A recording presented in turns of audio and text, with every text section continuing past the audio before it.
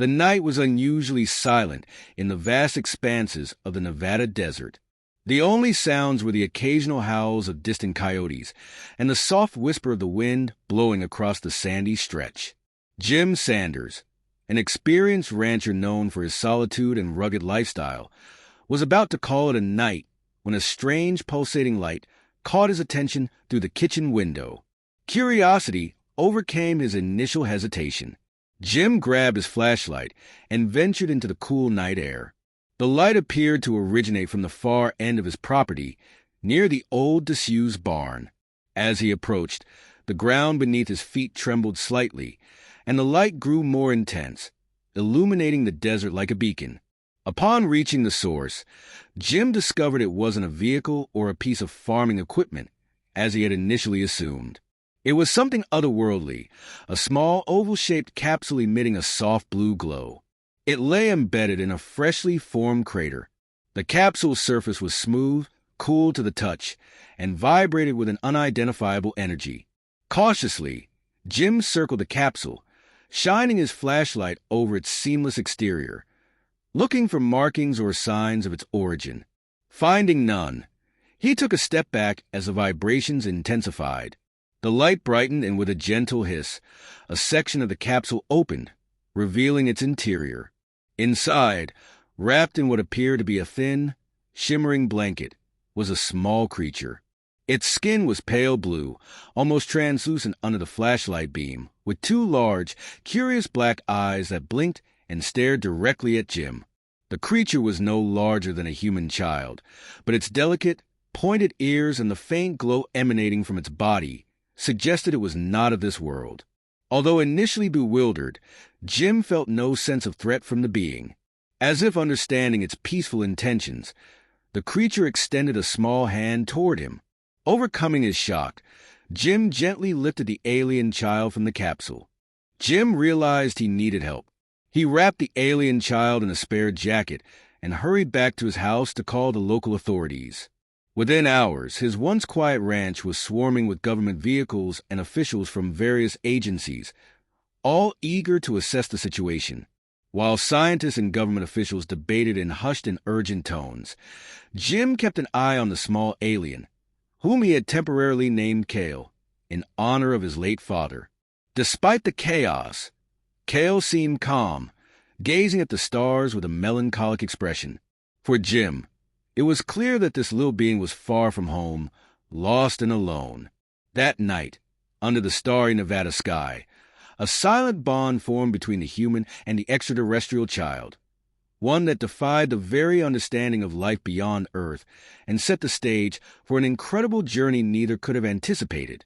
After the mysterious arrival of the alien child Kale, Jim Sanders found himself part of a rapidly evolving situation that stretched far beyond the quiet confines of his ranch.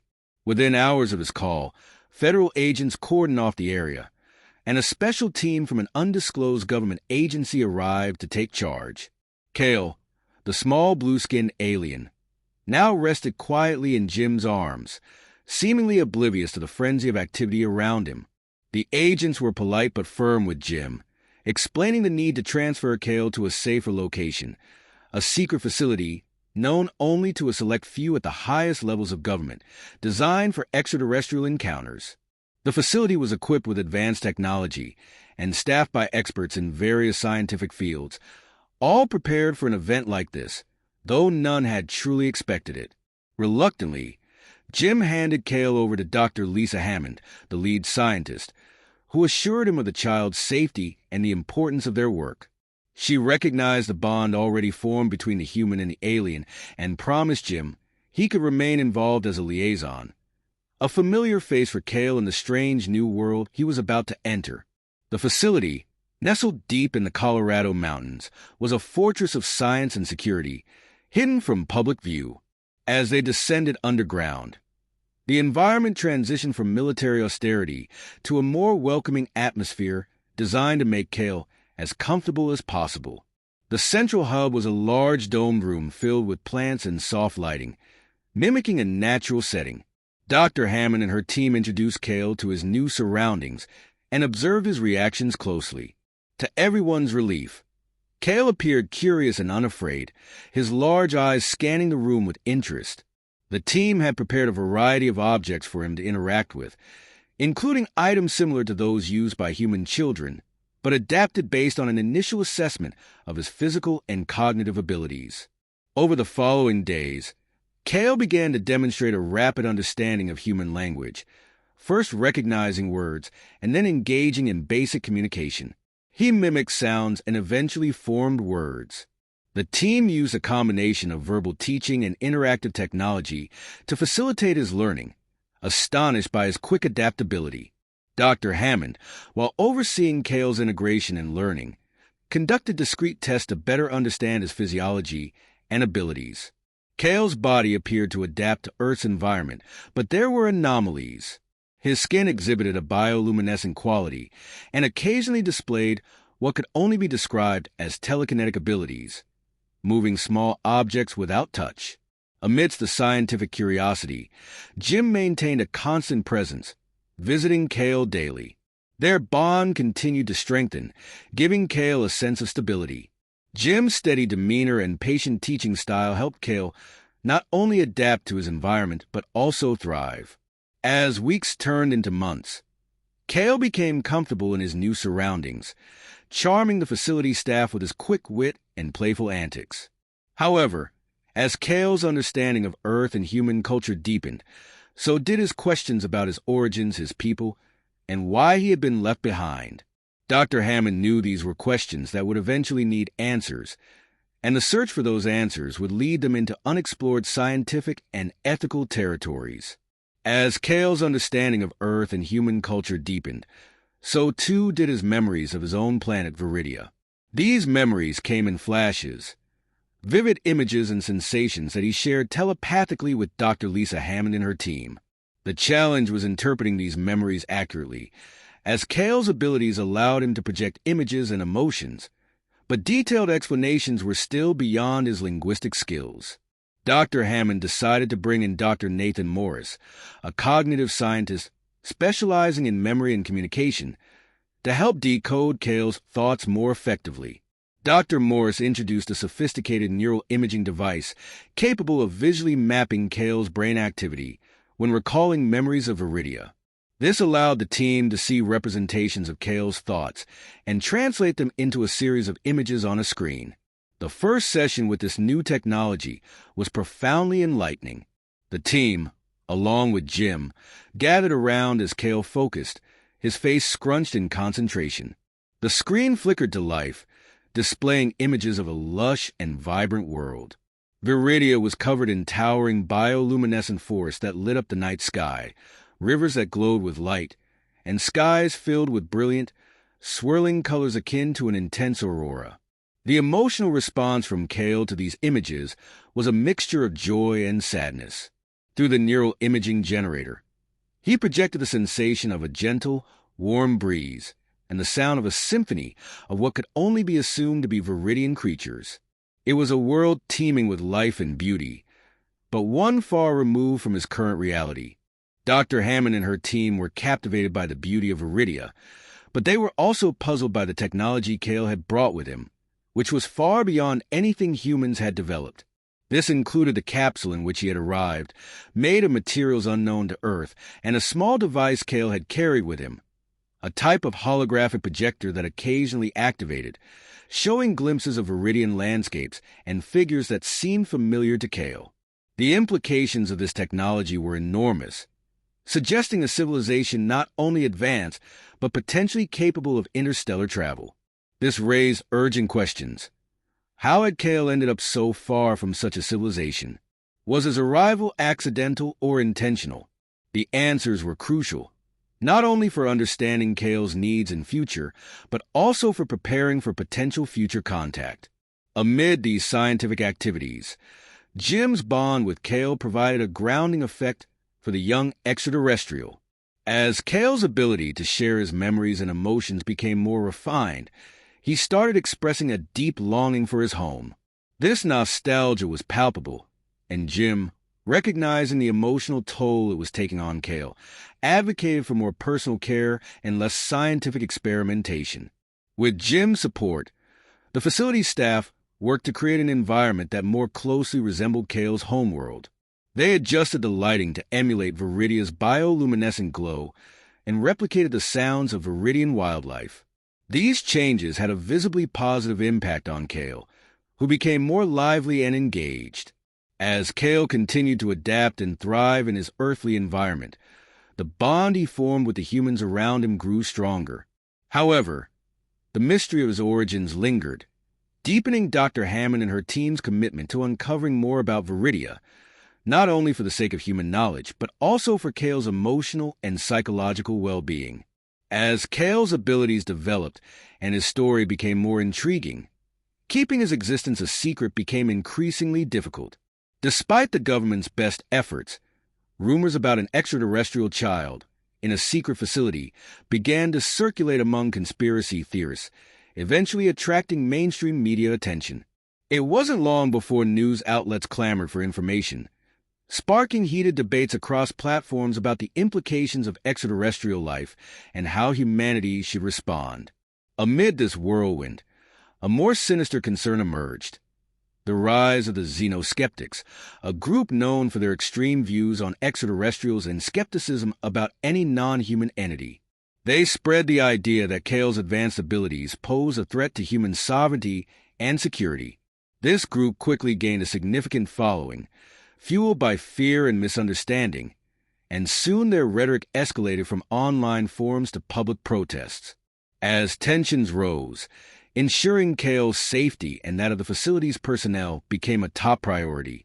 Security measures were reinforced, and Jim, who had become a steadfast advocate for Kale's well-being, was particularly worried about the impact of this negative attention on the young alien's mental health. One fateful night, the inevitable happened. A group of xenoskeptics infiltrated the facility disguised as a television crew, gaining access under the pretense of documenting the ongoing scientific research. Their true intentions were far more malicious. They planned to abduct Kale, believing that removing him from what they perceived as government propaganda would expose the truth about the supposed alien threat. The breach was quickly detected, thanks to the facility's advanced security systems, and a lockdown was initiated. Dr. Hammond, with the help of her security team, intercepted the group before they could reach Kale. However, the incident left everyone shaken, forcing the facility to reevaluate its security protocols and the decision to keep Kale's existence a secret. Following the incident, efforts were made to strengthen not only physical security, but also Kale's legal status. Dr. Hammond sought help from international organizations and diplomatic channels to establish a framework for Kale's rights as a sentient being from another world. This was uncharted territory, requiring delicate negotiations and careful consideration of Kale's situation. Throughout this harrowing experience, Jim's relationship with Kale provided a comforting constant for the young extraterrestrial. Jim spent countless hours with Kale, teaching him about Earth, its cultures, and the diversity of human behavior. This education helped Kale better understand the complexities of the situation and reinforced his trust in those caring for him. Despite the challenges, this period also sparked a global conversation about the potential for peaceful coexistence with extraterrestrial life. For many, Kale became a symbol of hope, representing new possibilities for understanding and cooperation in the universe. Meanwhile, Dr. Hammond and her team remained vigilant, determined to protect Kale while fostering a positive environment for his growth and learning, free from fear and prejudice. The attempted abduction of Kale by the xenoskeptics left a palpable tension within the facility. Despite the swift response during the incident, it served as a stark reminder of the vulnerabilities that came with harboring an extraterrestrial being on Earth. Dr. Lisa Hammond, feeling the weight of responsibility, ramped up security measures and initiated protocols designed to ensure such an event would never occur again. However, the exposure of the abduction attempt only heightened public curiosity and emboldened the xenoskeptics further. Their rhetoric became increasingly hostile, culminating in a coordinated plan to exploit a rare moment of vulnerability during a scheduled transfer of Kale to a more secure facility. This time, They succeeded in kidnapping Kale, using sophisticated interference equipment to temporarily disable the facility's surveillance and communication systems. The discovery of Kale's disappearance left Dr. Hammond and her team devastated, but they acted swiftly. Jim, who had developed a deep paternal bond with Kale, insisted on being part of the rescue operation. Alongside a select team of facility security personnel and trusted government agents, he embarked on a high-stakes mission to recover Kale before he could be harmed or his location concealed entirely. Using the last known signals from the interference equipment and collaborating with federal intelligence services, the team tracked the xenoskeptics to a remote complex in the mountains. The site was heavily fortified, suggesting the group was far more organized and resourced than anyone had anticipated. The rescue team approached the complex under the cover of darkness, employing night vision gear and silent communication devices to avoid detection. Dr. Hammond coordinated the operation from a mobile command center, providing real-time updates and strategic guidance based on surveillance data. Jim, despite not being a trained operative, played a crucial role in the operation. His connection with Kale proved invaluable when the team needed to navigate the complex quietly. Jim communicated with Kale telepathically, a skill they had honed during their time together. Kale, frightened but unharmed, responded by guiding Jim and the team to his location.